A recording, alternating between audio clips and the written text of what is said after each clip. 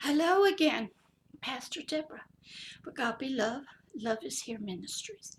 And this is series 2 of mental health and the forever person. In the first series, which had 7 episodes, we talked about a new math, called 1 plus 1 plus 1. This series, which is beginning today, and it'll have many different episodes in it, is entitled The Three Realms. This is going to be a little introduction into these episodes that are coming. Oh my goodness, I got started a little bit early. People are still finding their seats. Okay, oh my goodness. Got a lot of people here today from all over the world because the videos are starting to get known, and some of my stories, they're incredible, are starting to be heard because they have been silent for many, many years. But this new series of both the webcams and the podcast, Mental Health and the Forever Person. This new series, like I said, is entitled The Three Realms. In these episodes, which will be quite a few, we're going to dig a little deeper into ourselves and the three realms that our mental health and our forever person live in. The first realm, which many of us are very aware of, is called the realm of the natural, the physical body, the temporary realm, the realm that we can see out here. And when you look at people, that's what we see. So that's going to be the first realm. And I'm going to break it up into several episodes to go through it and then talk about the professions that deal with mental health, some of the history of mental health, and some of the different terminology and definitions, because it's very real vital for you in your learning to understand terms and definitions.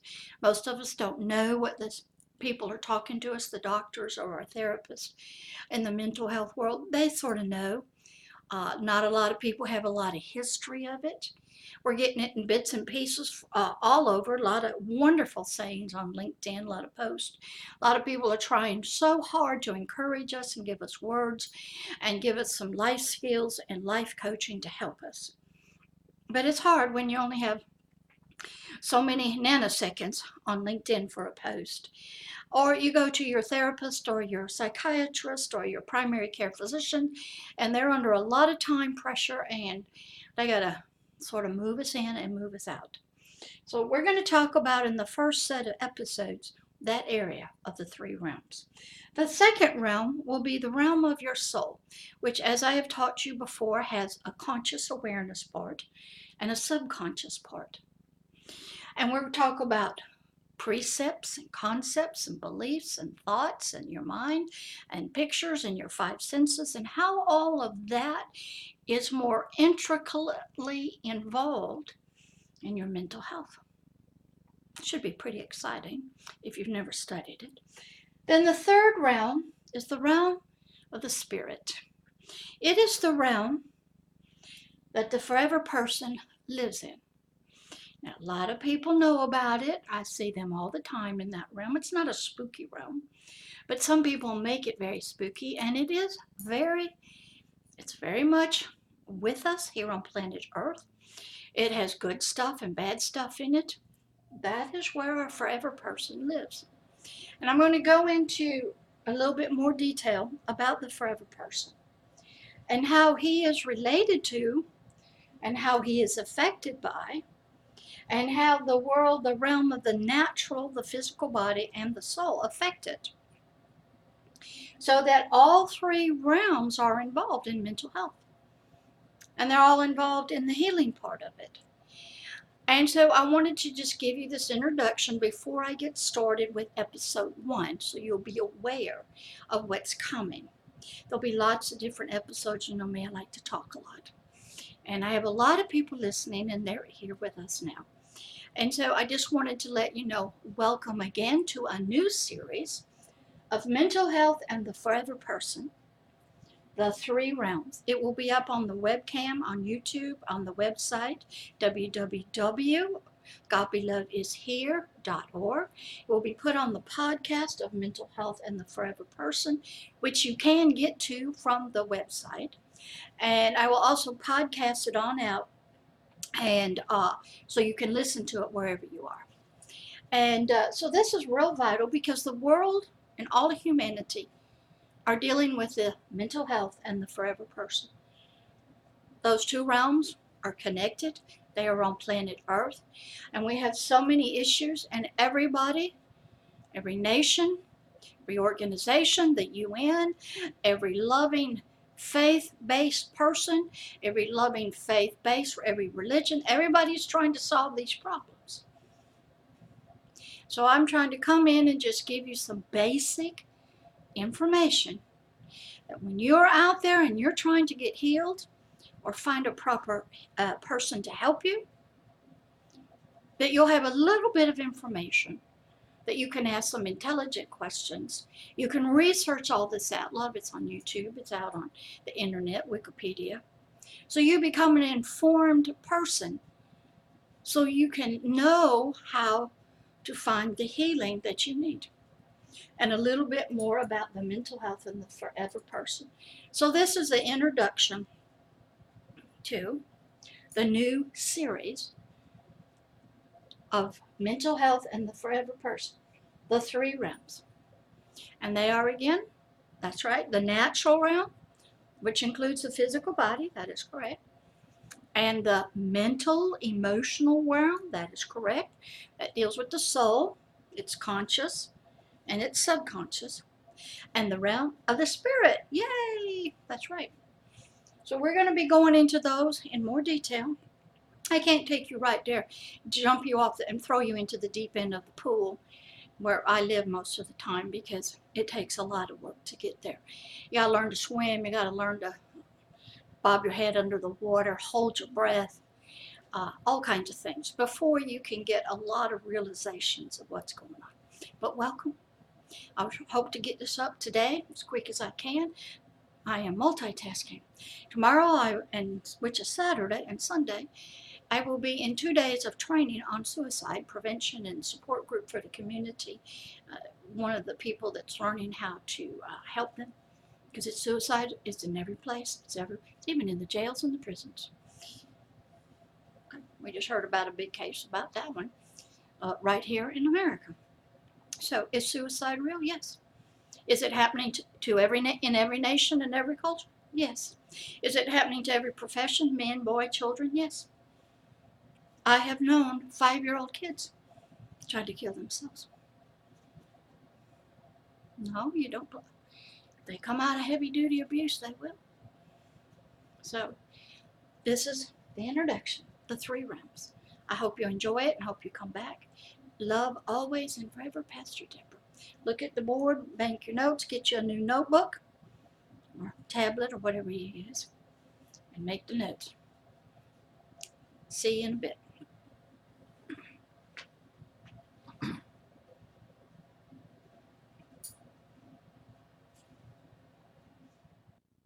Hello again. Pastor Deborah here of Agape Love, Love is Here Ministries. And this is episode 2 of the new series entitled Mental Health and the Forever Person, the three realms. What? Okay.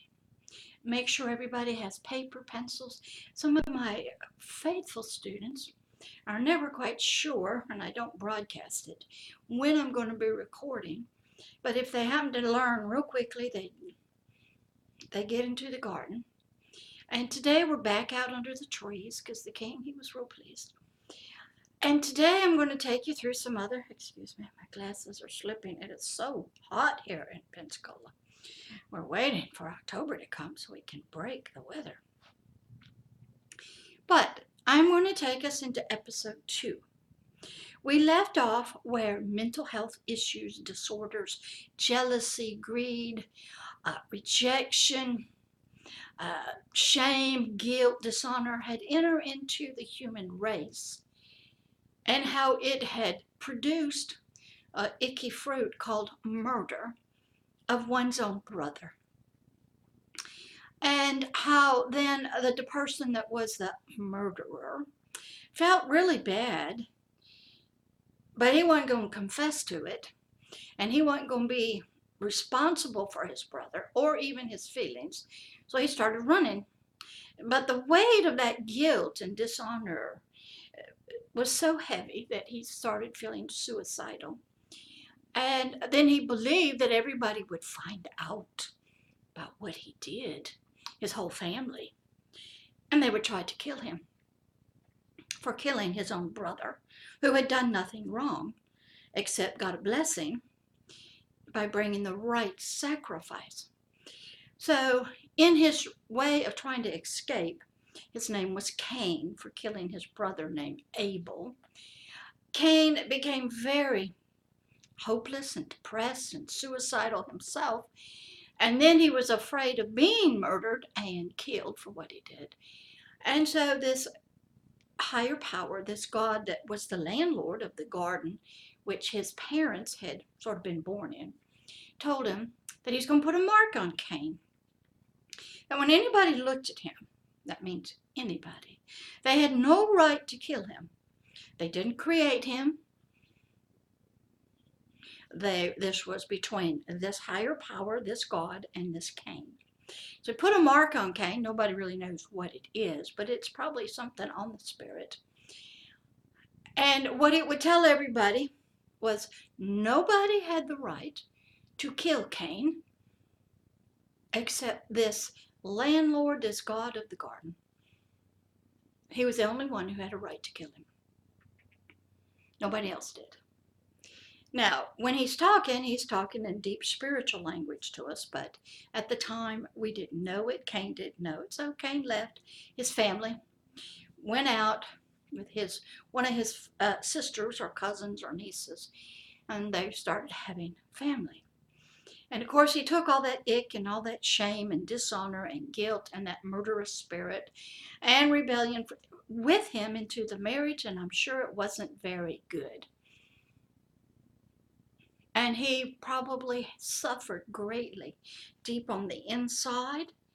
And to relieve some of the pressure, I bet you he took it out on his wife, maybe kicked the dog, or maybe abused his children or something.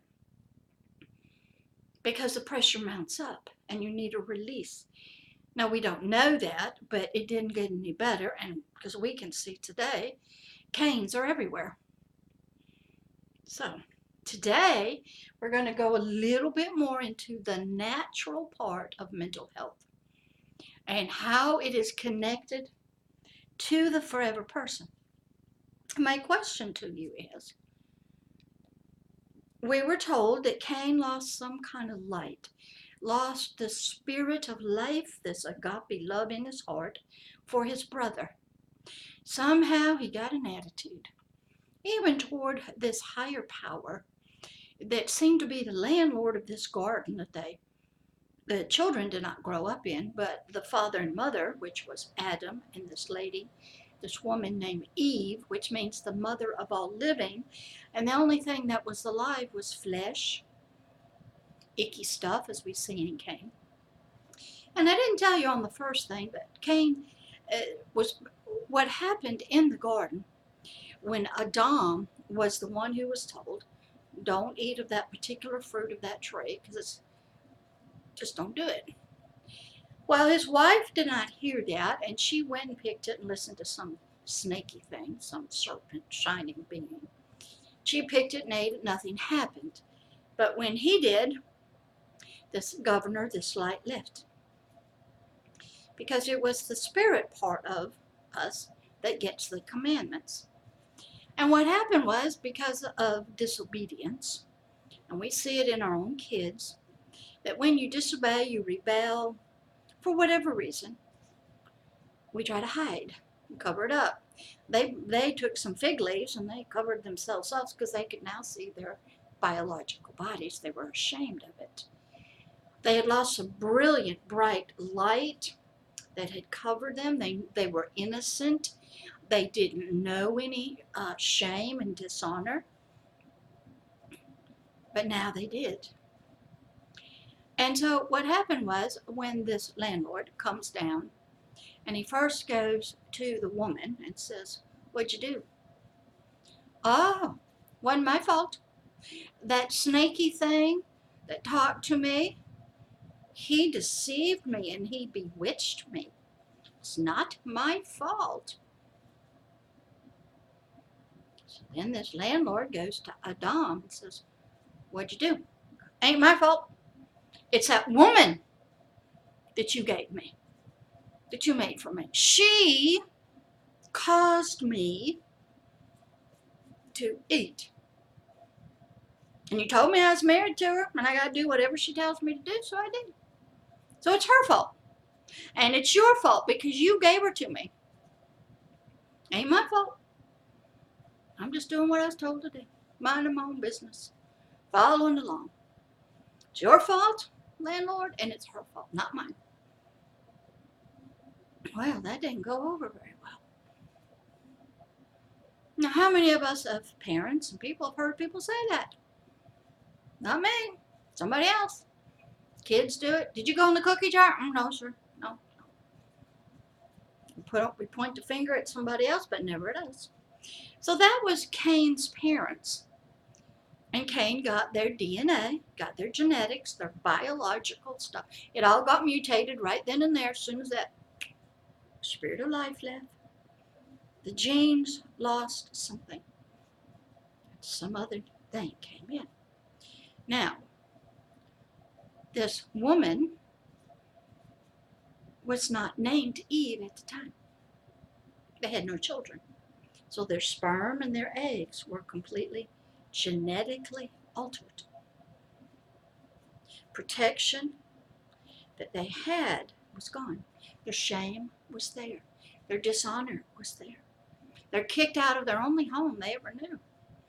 Kicked out by their only sort of parent they ever knew.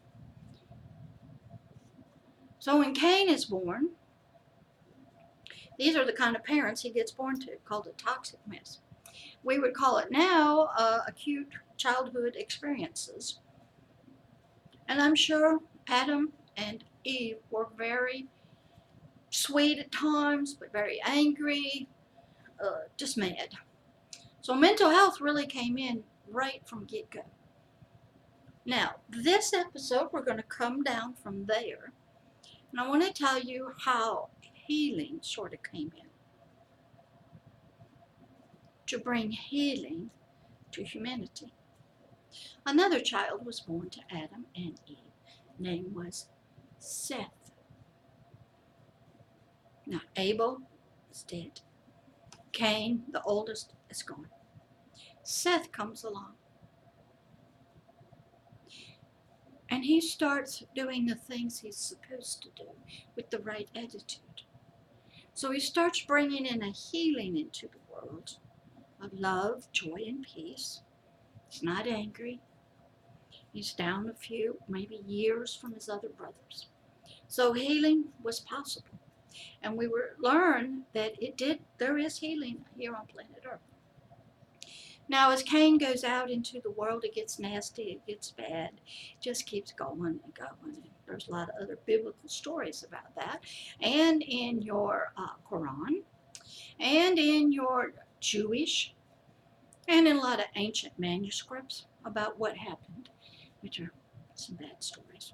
Because we end up with a flood, because things got really bad. A lot of mental health. Bad animals, bad people. But once the flood was over with, and man starts coming back again, slowly, nothing was changed. The genes were not changed. Some more gene mutations started happening, as I told someone, and things were not going very well for humanity. People actually started having issues. They would call them that seemed to come out when a full moon would come out. Call them lunatics, lunacies. But what was happening even before that, when man started learning and writing, they knew there was a spiritual component to this, because this human was spiritually malfunctioning, so to speak. He didn't have the love in his heart that he was supposed to. And he had so been changed through time and experiences that he wasn't a very nice person. And they couldn't figure it out. They did believe that early mental health problems were of a spiritual nature, had a spiritual component, and your early sages and your early spiritual people were your first doctors. And people would bring them, and there'd be prayer and maybe incense, and there'd be praise and worship or something. They were trying to worship something. And they discovered that some evil spiritual things had entered into this system and causing these people to really act very bizarre and odd. Then as time went on and man learned writing, and they learned how to uh, write books, and we move into Greece, and we move into the early doctors opening up the physical body, trying to find out what organ was not working right. They looked into animals to try to see what was wrong. They thought maybe it was the blood. They didn't know what they called four humors, so they would bleed you to try to get out this bad stuff. They knew there was bad stuff in us. They didn't know what was causing it. They didn't know where it was from. But they knew people were acting weird. I don't think that was the word they used. But abnormal. They couldn't function in society. They were killing people. They were hurting people. And there were some very caring people trying to figure it out. So a lot of your very early BCE doctors, Hippocrates, some of your philosophers, were looking into the mind, the brain, the biological body, trying to find what are the answers. And I wrote a great article for NASCA, the National Association of Adult Children, of childhood abuse. And it goes through a Time magazine article about some of this history. So even back in those days, back in Rome, back in India, every nation was looking. They all had the problem, because this was a disease, an illness in the entire species of humanity. They didn't know what it was. They barely knew about the body. And so they all were studying and looking. They knew nothing about germs or viruses at this time. That didn't come along until Pasteur and rabies and things like that in the 16, 17, 1800s. But in the BCE days, they were trying to figure it out. They had them, and they were trying everything they could do, try to find the source. Some of the things were not very nice. One of the things was called trepanning. They believed there was something bad inside the brain. Well, they didn't really know what the brain was. So they cut a hole in it, and they at least believe a door now was open and this evil thing could leave. If you go back into Egypt, they didn't put much stock in the brain, but they knew about demons. They knew about chaos. They knew about gods and goddesses. They knew there was bad things and you needed protection.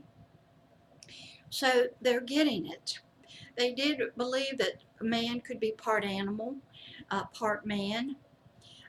They had people going into trances. They had magicians that worked with powers.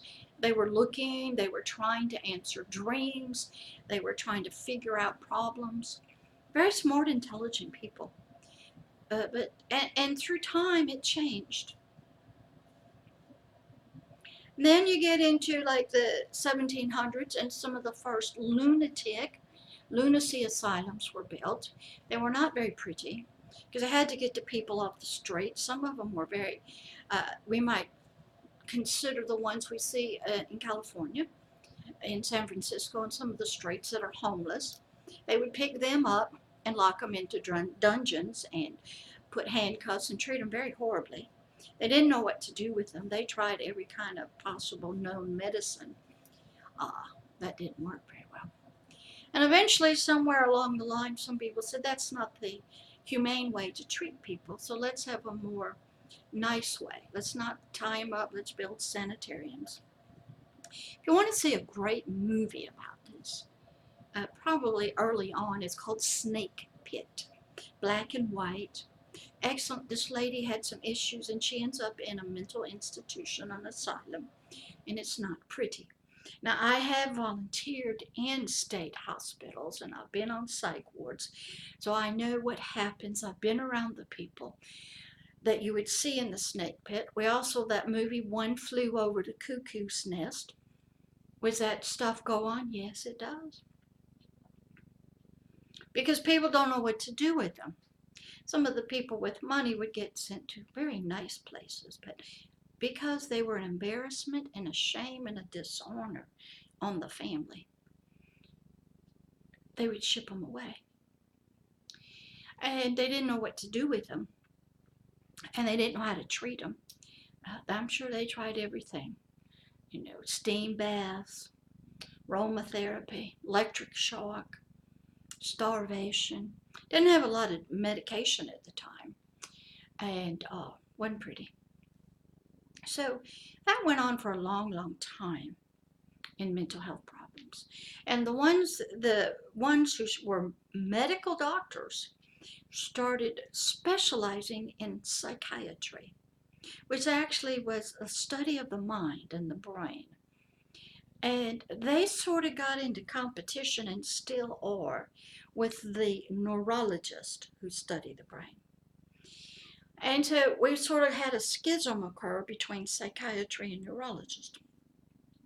And the psychiatrist started looking at the brain. He first was a medical doctor. And then he started trying to figure out maybe there's chemicals that aren't imbalanced. Maybe their thoughts aren't right. Their mind is not right for some reason. And most of the people early in the 1800s and even 1900s were very severely disabled, what you would call mental health problems, who were locked away in institutions, in asylums, taken away from society. There wasn't much outpatient, there wasn't any group therapy support groups. And a lot of times people believed it was a moral issue and they weren't religious enough, and it put a stain on the people. One thing you may not know, there was a great show on television called The Alienist, and it was back in England, I think. And they were trying to figure out why a person would go and do such horrible things to children. Because this was alien to what they believed was the basic nature of a human and its moral nature. And most people don't realize where you get your moral guidance, your morals. It's usually out of your religion, your church, your synagogue, your mosque. They tell you what is right and what to do. And when you deviate outside of that, that's where the word deviant comes in, is you're outside of that moral code.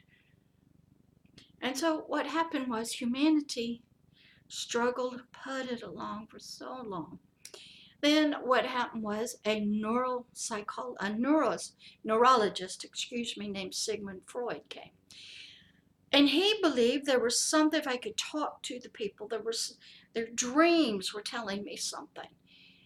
And this was something different than a neurological problem that a medical doctor. So he started doing psychoanalysis, which is called talking. He did somebody lay on a sofa and he'd say a word and they'd say a word. And he'd just let them talk. Sometimes he probably hypnotized them. As we know, there's all kinds of medicines you can take now that will give you truth serum. He believed that there were some hidden things, and he started looking at the mind of a person. He says, oh, I got a conscious awareness. You're in my office, you're laying on the sofa. You're aware of that, you're aware you're alive. That's your conscious awareness. But deep inside of you, there's something called the subconscious, the hidden man. that's been hurt, wounded, has some issues, and we need to talk to him. And we need to figure out what's going on with this guy.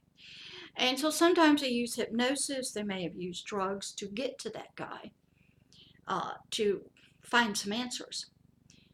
Then Freud also believed in something called the unconscious, which he wasn't quite sure if that was spiritual or what.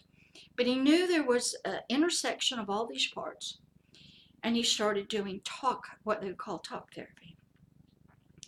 And now he was in with a lot of spiritual issues himself. And he was accepted for a long, long time, and then a lot of people started doing research. But that's sort of some of the history. Now, how did we get to where we are today? From psychiatry came something called the Diagnostic Statistical Manual, the DSM.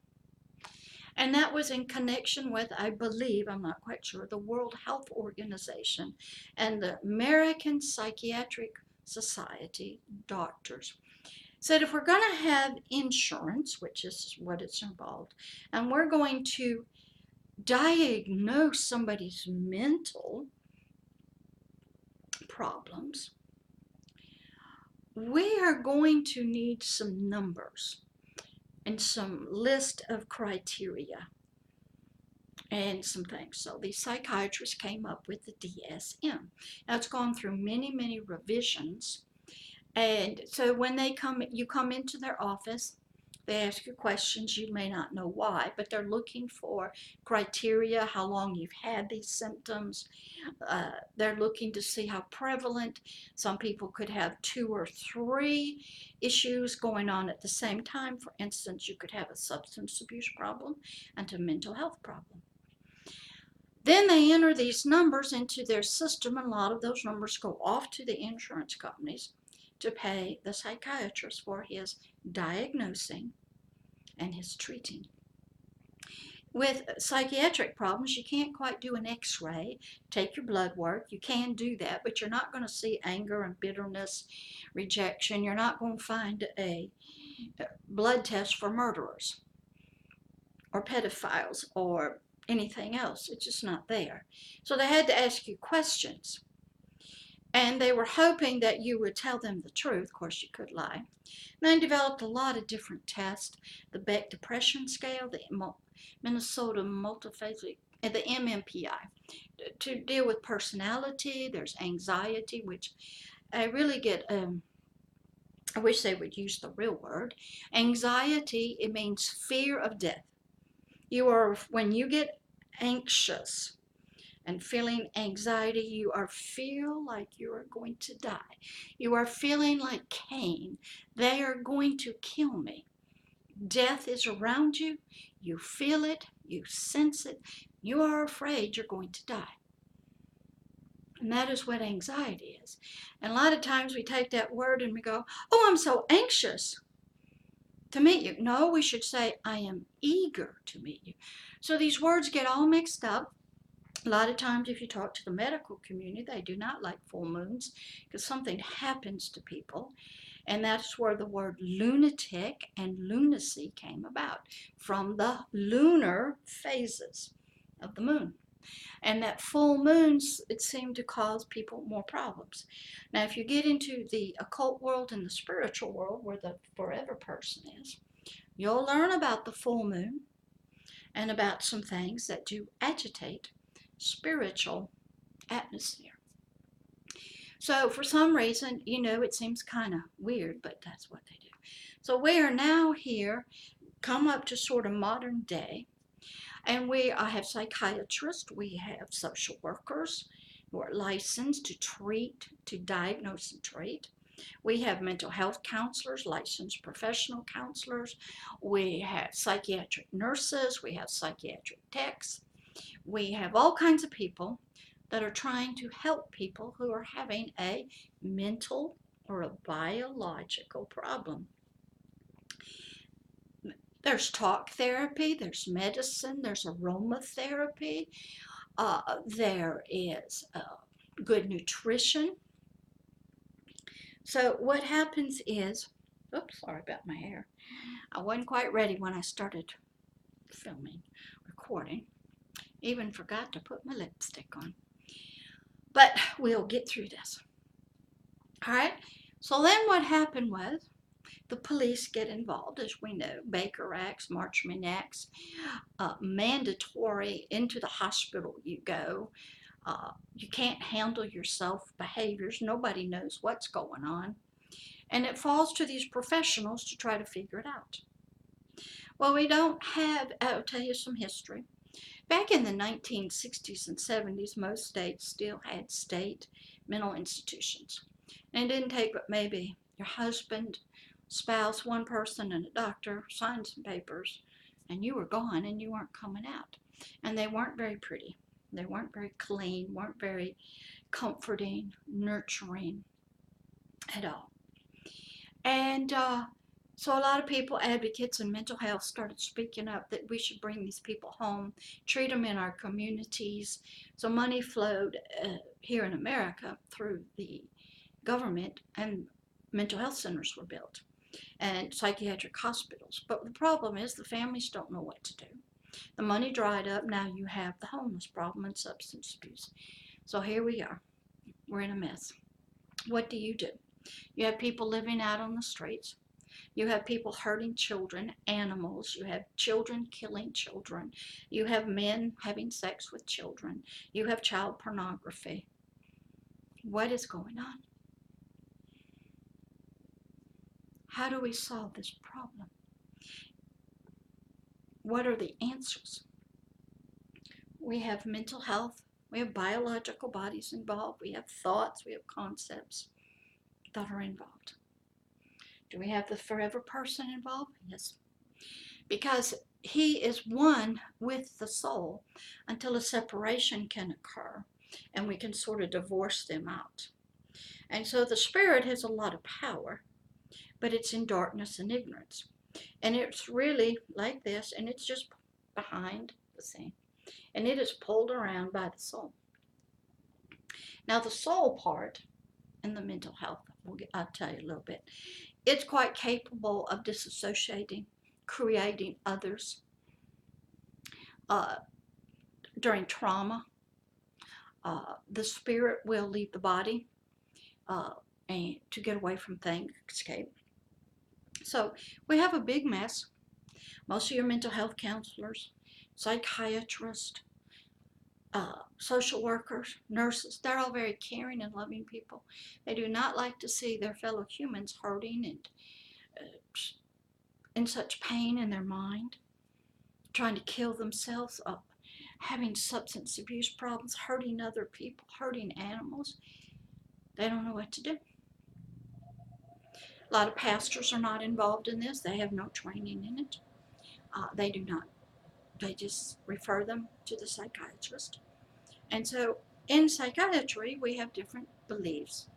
I can remember when I was going through college, that was many, many years ago, there was a lot of different people that were trying to figure out mental health problems. One of them became behavioralist. They believed that we were just an animal, and if we can train you through pain and pleasure, you'll change your behaviors. Other people believed you had some unresolved issues you needed to talk about, cry about, write letters about, get it out, get that negative energy out. Other people believed you just got some wrong, what they call stinking thinking. You got some wrong feelings. You've interpreted a situation wrongly. You don't want to look at it. And if we can talk through your feelings and why you did what you did, we believe you'll have those aha moments and you go, oh, I misinterpreted what they did to me. And people have been traumatized since little children. They have been abused. They don't know what to think. And they're 50, 60 years later still dealing with it. People go, first responders, they're dealing with post-trauma from their experiences. A lot of people having horrible dreams. There's not a lot of stuff about dream work, what it means, what's going on. So the psychiatrist, he's the top. And what he believes in is medication. And if he has to do hypnosis, he'll do that to try to reach that hidden man. If he believes we need to do some electrical shock to get the chemical electrical thing in your brain back on the right electrical system, if that works, then your depression stops, these thoughts stop. I used to work with a lot of schizophrenics, heard a lot of voices. And in psychiatry, they'll tell you, I don't know what causes it. They don't know if you have a brain problem first, some chemical gets off, you're overworked, you're up 3 or 4 days, then you start hearing things. So if we get you rest, give you some medication, the voices go away. Other people believe the voices came first, but they don't know what the voices are. And some of your schizophrenics, there was an excellent movie called The Beautiful Mind. Russell Crowe played in it. Excellent true story. And I've seen enough, if you study it enough, you will learn that they are seeing things, they're hallucinating, they're hearing voices. And to the mental health world, that's not normal. But I had one pastor, he was talking to some young people, and he said, if you happen to hear the voice of God inside of you, talking to you, guiding you, you're hallucinating. He doesn't do that anymore. And so you even have the religious community telling you that if you hear the voice of a higher power, you have some mental health issues. But at the same time, in the occult world, we have people that have direct contact and channel spiritual beings, sages, imams, Jewish people. They're in prayer, they hear voices. Some people are seeing angels. But they're not considered to be crazy or meant to have mental health problems. They're in connection to a spiritual world. A lot of us go to get our hands read in tarot cards. We get palm reading. We're trying to get some help from a higher power that the person that's doing it seems to be in connection to. Great movie to watch on that is Ghost with Whoopi Goldberg and Patrick Swayze. Now, she was not considered mentally ill. Some of your early Catholic people, they were hearing, studied Joan of Arc. She heard from the Archangel Gabriel. But the Catholic hierarchy didn't hear it. So they punished her, burned her at the stake. So we have multiple things going on in humanity. And the one who decides if you are mentally ill is what you call the psychiatrist. And when you get into the DSM, and I'll tell you some history about that, is they decided that you can hear all the voices you want to hear, but as long as you can go to work, maintain a relationship that's appropriate, and you don't beat up your spouse, beat your kids, and you can make a living, you're not mentally ill. So I'll tell you a story. This is true. The time I got into it, homosexuality was in the DSM as a mental illness. So if you had those behaviors, you were considered mentally ill, a deviant. But according to the DSM and the World Health Organization, their criteria was if you could not maintain a long-term relationship within boundaries and appropriate and affection, not hurt and not do that.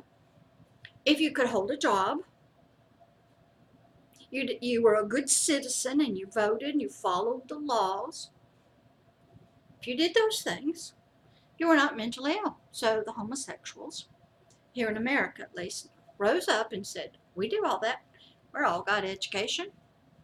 We're in committed relationships 20, 30 years. We wear suits and ties. We go to work. We're the law enforcement, first responders in the military. We're not mental. What we choose to do is not a mental health disorder. So it was actually taken out of the DSM, and it was never classified again as a mental health disorder because their criteria was you have to have improper relationships, cannot work. You have, we'll call them deviant, alien behaviors that don't go along with the moral or the religious, what they say you're to do. So if you were in any religion and they tell you do this, do that, and you decide, I'm just not going to do that, do you become mentally ill? And you refuse to follow their religious codes or whatever. So that happened probably back in the, I don't know, 80s, maybe. And so the DSM is a way of a psychiatrist now licensed. When I was licensed as a mental health counselor, I had to study psychiatry, psychology. The test was all about history and philosophies of different people. I don't know why. But when you got your license, after 2 years of supervision and counseling, you could legally sit down with anybody, diagnose a mental health problem, and you could legally treat it and charge money for it. I used to work in a rehabilitation hospital here in Pensacola. I'd spend 20 minutes with a person in a spinal cord injury, and I could charge the insurance companies for an hour. I was a money maker for the hospital because that's how you get paid, insurance. So you have numbers because insurance works with numbers. So it's a system, but when you start dealing with the forever person, as I think, I don't know which state I've told this on, I was involved with some Satanists who lived in my home, young girls, grew up in families, severely abused, had a lot of problems, seeing a psychologist, but he said it was his specialty. And I said, that's fine, go. They went 3 times a week. One was being charged for her insurance for multiple personalities. This was before it was changed to dissociative identity disorder.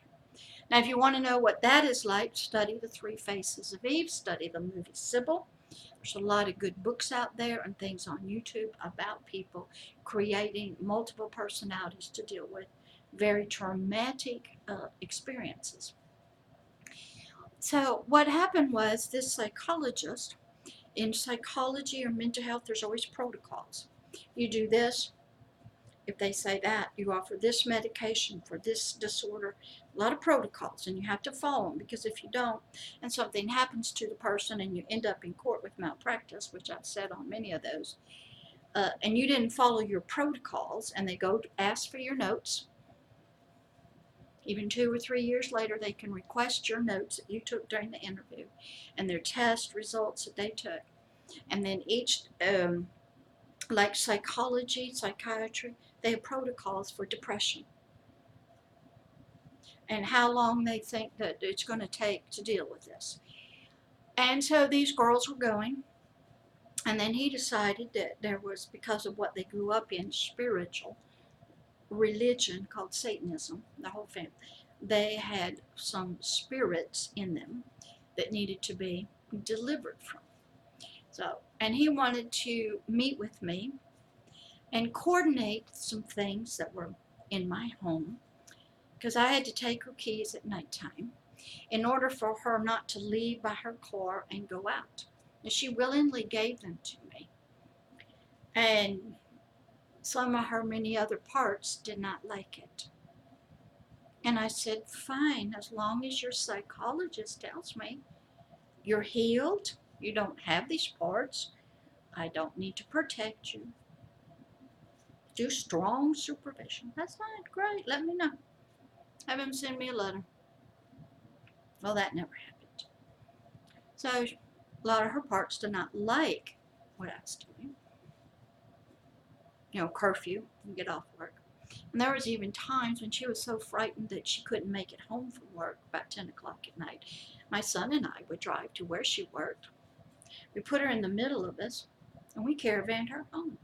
We loved her so much, we did not want her to get triggered and end up in a satanic meeting or a witches meeting and get in trouble. So we would go and wait for her after work. My son would be in the front, she would be in the middle, and I would be in the back. And we caravaned that young lady back to my house, took her car keys, so she'd be safe. Now, the enemy of that didn't like that. And they wanted this psychologist to coordinate with me. So I went into prayer. And I asked what was going on, because I don't work under him. I had been one of him, but I wasn't anymore. So I wrote him a nice long letter and said, look, you deal with the mental health side according to the psychology protocols. That's fine. See her 3 days a week, do your hypnosis, do your debriefing, deprogramming, put her on medication, no problem. But in my home, the reason she's the way she is was that she grew up in a religion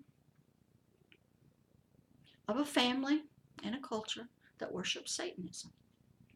It's a very abusive culture. A lot of religions are that way to the children. Christianity too. Islam, Judaism, Scientology. They're all there. And so her mental health issues came from that spiritual religion she was involved with. And her foundation of it was spiritual. So I told him, you take care of the mental health, you do it right. I know your protocols. I got my eye on you. I'm going to keep my eye watching you. Because I believe in keeping an eye on these doctors and putting some fear of God into them if I have to. So she didn't like that either, neither did he. But I wasn't going to have him tell me what to do with her in my home, because in the letter I said, sir, she is capable of killing me and my husband and my son while we sleep. She's capable of burning the house down. She's capable of sicking some bad stuff on us. And I asked him, she was his client, legally patient. Would he be legally responsible for her actions in my home? If she killed me, killed my son, burned it down, would he be legally responsible? She was a sick lady. He was seeing her 3 days a week. And he said, of course not. So I said, then you cannot tell me what to do with her in my home. I'm a spiritual person, a pastor. I deal with spiritual things. I can deal with the mental health, but I don't have the license anymore. I gave that up. But I understand it. So I had to silence him. So now we have mental health and the forever person. They're intricately woven and intersected together. You cannot minister to one without the other.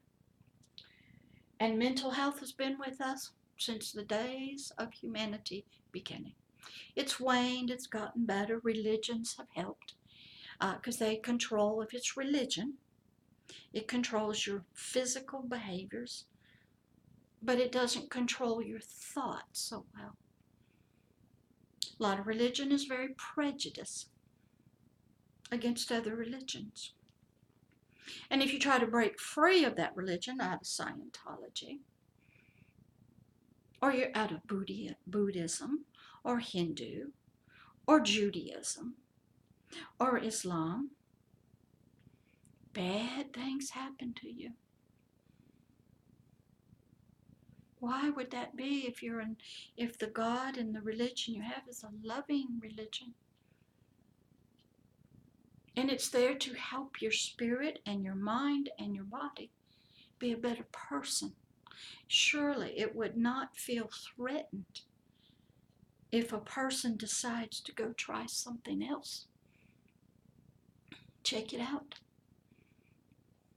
A lot of times, our mental health problems are caused by our culture and how our culture values a man versus a female, an adult versus a child. Some of it's traditions of our ancestors. We keep doing them, no matter what. Why? We're trying to honor our ancestors. Well, maybe we need to, they're gone. Maybe we need some new traditions. So traditions and culture and religion are real important. They're very much involved in somebody's mental health. If you have a person who has been abused in any way by a religious pastor, imam, teacher, leader, anything there, now we got a whole big mess.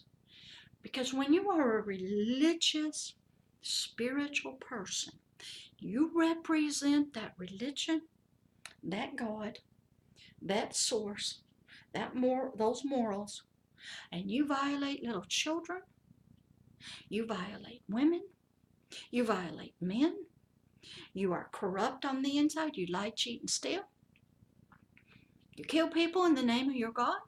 Christians do it, Jews do it, everybody does it. We got some issues. So religion and mental health are connected. Spirituality and mental health are connected. The cultures of your nations and your land are all involved in mental health.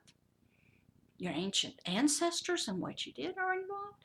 Your traditions of your nation are involved. The government system that runs your nation is involved. Government laws are involved in mental health and the forever person. Everything in society, the justice system is involved. If you get sent to prison, you know what they do in prison? There's a philosophy in prison. There's two philosophies. One, time out, punishment, and we're going to treat you real bad so you'll get the message and you won't do this again. And they used to do that. Very horrible stuff. Demean you, dishonor you. But then you had another side that said, no, we need to rehabilitate you, get your GED, your high school, have church, have chaplain service, be able to pray, good food. So you have these two competing things, which is culture. How to solve the problem. Then we have, as we know, in every country, there seems to be some laws for the rich and laws for the poor, and they don't get equal treatment. Where's that? How come when you run out of insurance, you can't get mental health care or substance abuse beds? Why doesn't society have more substance abuse beds and psychiatric hospitals?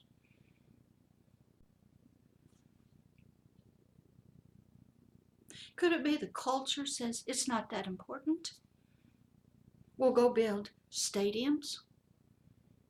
We'll pay a football player millions and millions and millions of dollars just to play football and move that football. But we won't take that same amount of money and build homeless shelters, substance abuse treatment facilities. And the reason is the insurance companies and a lot of government laws and rules control that.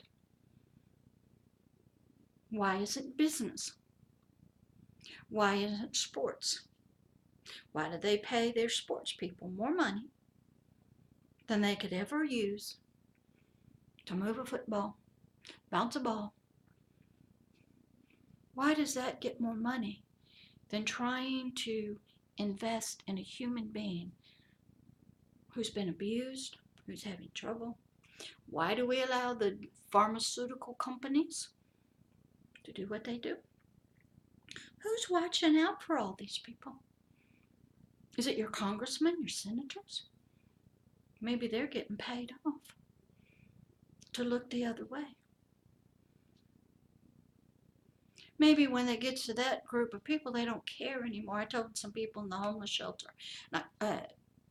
Christian homeless shelter I go to on Mondays, there's no sympathy for adults anymore who have problems. Hardly any sympathy for regularly abused children. Just normal child abuse. But let me tell you, the immigrants that are coming across the border illegally, breaking into somebody else's home, oh, there's money flowing for that. Because that's the hot topic. And if they can prove they've been human trafficked, oh, the money is flowing from the governments. Why is some of this big business? How did money get involved in human trafficking, sex slaves, Oh, Better Business Bureau. They want cheap labor. They'll look the other way. So it's mental health problems and what is going on in society is bigger than just psychiatry. It is a big system. And my job is to help sort of break it down. So if you are a person who is having mental health problems, you're not ignorant. You can advocate for yourself, somebody else. You can stand up, speak up. Don't get taken for a ride. Okay? If you are a professional trying to help people, why isn't it working? If you're so good and you're getting paid to do it, oh, and you're licensed now. Half of them got issues themselves and they can't even deal with their own issues. And they are trying to help somebody. They ain't got nothing in themselves. I was just in a meeting and somebody who is trying to become a mental health therapist is so nervous she got to play with Play-Doh. That is not going to help that person. When you go in to help somebody with mental health, they're going to suck every ounce of love and care and concern out of you. They are empty. And they will take and take and take and take and test you and come back and take more. And if you don't have a way to deal with that, and if you got your own issues you have not dealt with, you cannot help them. They will take everything you got because they're so needy. They're starving. And if you don't have an overflow of something, hope, encouragement, love, patience, then you cannot help them. They are struggling. They'll pull you down with them if they don't mean to. And if you can't reach, go watch the last Lord of the Rings movie. Frodo's hanging over the wall, lost a finger. They can't get back up. And Sam has to reach over the edge and reach and speak and say, don't you let go. How many tears have you cried for these people? How many nights have you gotten up and you can't sleep? How many food and fasting have you done for them? Or you just go to work. And you can't even have your own life straightened out. You got nothing to give them. They're out there. They're seeking help. They don't know where to go. They're trying everything they can. They don't know what's right. They don't know what's good. They're hearing multitudes of stuff. They don't know. They're like little children. They want to trust us. They want to believe in what we're doing is right, and we have the answers. And we can bring some healing to them. I was with a cancer doctor, and a lady walked in when Kate Spade killed herself. They wanted to know if she went to heaven or hell. They loved that lady. But they couldn't figure out why she killed herself. She was so rich. She had everything. But their love for her wanted to know what happened to her afterwards. And he couldn't answer it. It's a mess out here. We have to bring in everybody sitting at the table. We have to use everything we got. We got to be strategizing and thinking what works, looking at history, what hasn't worked. What are we doing? These are our brothers and sisters. This is the family of humanity. And some people don't love them even enough to learn anything. They won't go deal with their own stuff. Freud was good. He told these psychiatrists, before you can go help somebody, you're going to lay for 3 years on a sofa. And we're going to deal with your issues. Because you get in there with these people and your stuff is going to come up. Maybe your motives are wrong. You just want a job. Or maybe you don't fit in this thing. So mental health and the forever person, it requires us as helpers to be educated, full of love, knowledgeable, working overtime, practicing. You don't get to be the Super Bowl champ without giving up during the season everything to get somewhere. I got therapists won't even answer their phone calls after 5 o'clock. Why? It's just a job. I don't do that.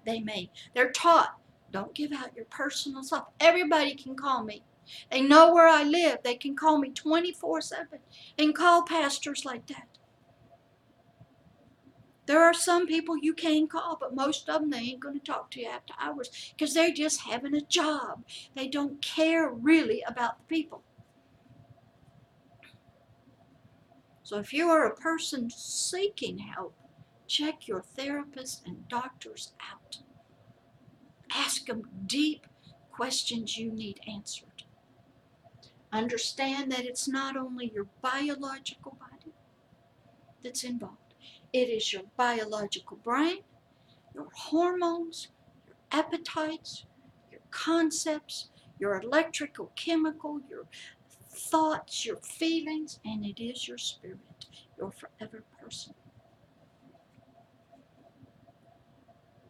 I hope I haven't been too forceful today. For some reason, I have been in a lot of tears today because I hurt for the people. There is hope. Most of your therapists, psychiatrists will tell you you cannot be healed from a mental health disease. Just learn to manage it and take your medicine, get some counseling, conflict resolution, and go on. But there's no hope. There's no healing. Well, what is that going to do to you? There's no hope. There's no healing. What happens if somebody comes along and says, there is healing? Now, it may take some time. You may have to change some things in your life. You may have to eat better. You may have to forgive some people. You may have to do some active things in your life. What happens if somebody comes along and says there's hope? There is healing. Now that's going to conflict with the psychiatrist. Most pastors that work with the spiritual person, we believe in healing. But it starts with the forever person and works its way on up. So this is an interesting tape today. I wanted to give you some history about the 3 realms. I kind of got off, but that's all right. And I'll continue to go into the mental health part. And we'll get into the different topics like depression, anxiety, schizoaffective, schizophrenia, manic depressive, suicide, and get into some of those terms and what they mean. And you can go look all this up on Wikipedia. The history, it's all there. It's not hiding from you. The thing is that a pastor that works with spiritual, the forever person, believes in healing. He believes there's hope. And most of us are available 24/7. Because I'm here for you in the nighttime. When those dreams wake you up and the PTSD hits, the triggers happen, and you flip into another personality and you don't even remember what you did. I have to love some of the most unloving people, the most horrendously people that have done the most evil, wicked things, and believe that inside there, that spirit, that forever person, I can reach it. Now he may have to spend the rest of his life in jail, prison, may have to be executed, may die, probably will. But that forever person, I'll see him later on the streets of gold up in paradise, because that part got changed, got healed. So enjoy. I'm going to try to get this up today. This is Mental Health and the Forever Person, the 3 Rounds, Episode 2. This is Pastor Deborah of Agape Love. Love is here. Website is www.agapeloveishere.org. You can reach me and email me at pastordeborah@agapeloveishere. And I hope I didn't offend too many of you.